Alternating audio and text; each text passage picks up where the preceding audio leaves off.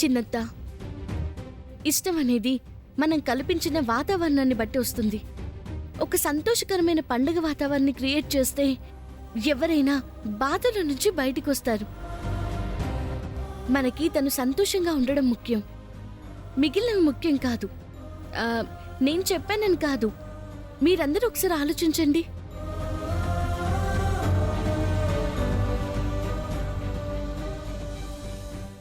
మేము ఆలోచించడం పక్కన పెట్టు, సూర్య ఒప్పుకోవాలి కదా. ఆల్రెడీ బావ ఓకే అన్నాడు, ఒప్పుకున్నాడు. సూర్య ఎలా ఒప్పుకున్నాడు? మీకంత అనుమానంగా ఉంటే ఇక్కడే ఉన్నాడుగా, అడగండి.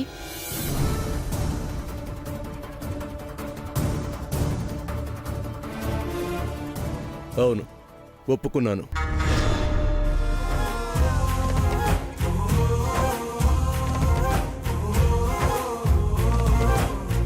సూర్య ఒప్పుకోవడం సరే గాని మా అమ్మను ఎవరు ఒప్పిస్తారు?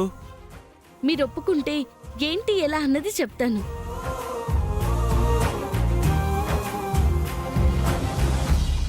అసత్యమైన అమృత దృశ్యాన్ని నా ముందు ఆవిష్కరించి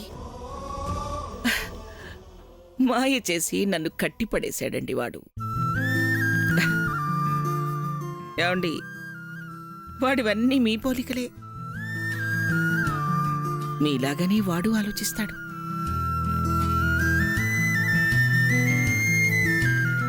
మీరు నేను బాధపడ్డా అలిగినా చెలించిపోయేవారు.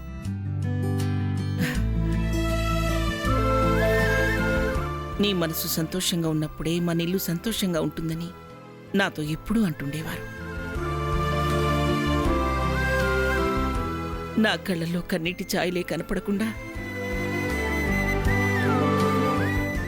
నన్నొక చంటి పాపలా మీ కనుపాపలో పెట్టుకొని నన్ను ఆప్యాయంగా చూసేవారు. అవన్నీ గుర్తు చేశాడండి వాడు. మిమ్మల్ని తనలో చూపించి మీ మాటల్ని, మీ ప్రేమని నాకు గుర్తు చేశాడు వాడు. ఏమిటో, ఏళ్లు గడిచినా ఆనందాన్ని తిరిగి పొందగలిగాను అంటే దానికి కారణం మన మనవడేనండి.